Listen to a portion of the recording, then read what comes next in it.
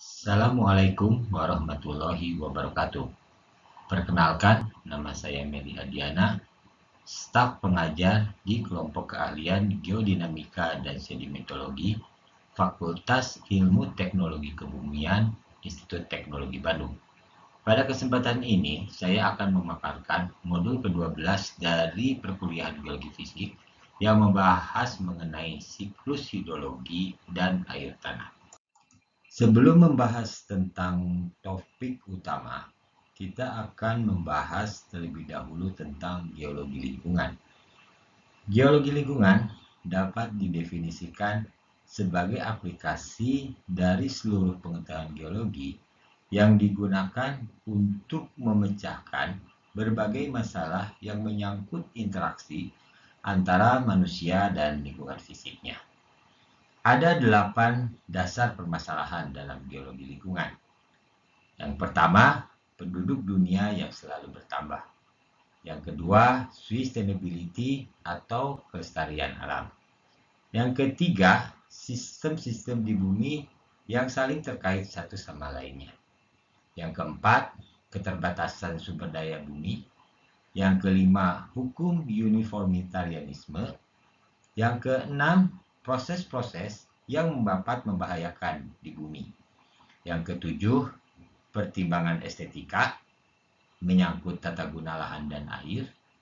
Yang kedelapan, geologi sebagai dasar ilmu untuk masalah lingkungan. Pembahasan mengenai geologi lingkungan tidak lepas dari adanya siklus geologi di bumi kita ini.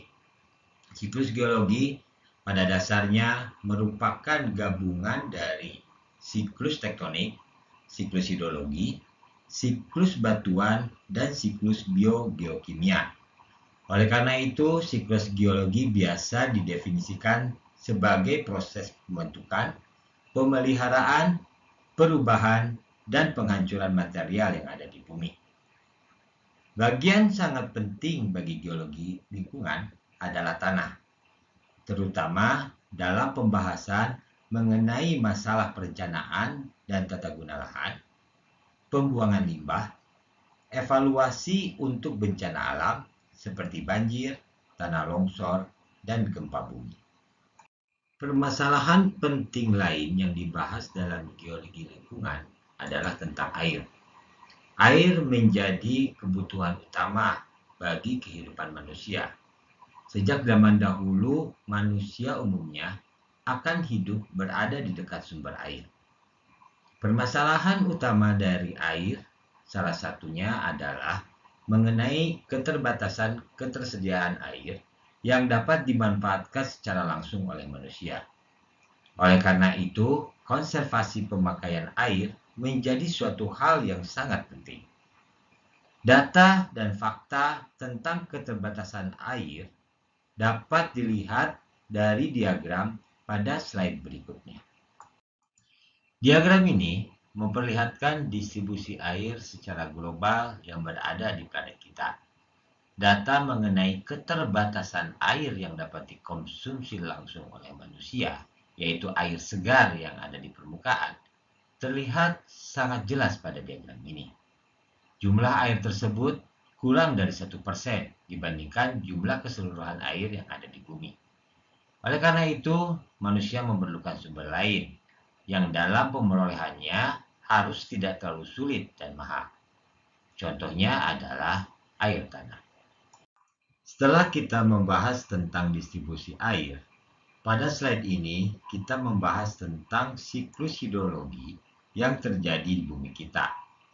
Proses-proses yang terjadi pada siklus hidrologi pada dasarnya merupakan proses perubahan fasa air yang berlangsung terus-menerus secara kontinu. Proses-proses tersebut adalah 1. Evaporasi, 2. Kondensasi, 3. Presipitasi, 4. Aliran air permukaan atau runoff, yang kelima transpirasi, dan yang keenam infiltrasi dan perkolasi, kemudian yang terakhir adalah aliran air tanah. Gambar pada slide ini, selain memperlihatkan kembali siklus hidrologi, juga menunjukkan jumlah air yang diukur dalam juta meter kubik air per hari yang terlibat dalam setiap proses dari siklus hidrologi. Demikian akhir dari segmen pertama ini. Terima kasih atas perhatiannya. Sampai bertemu lagi pada segmen yang kedua. Assalamualaikum warahmatullahi wabarakatuh.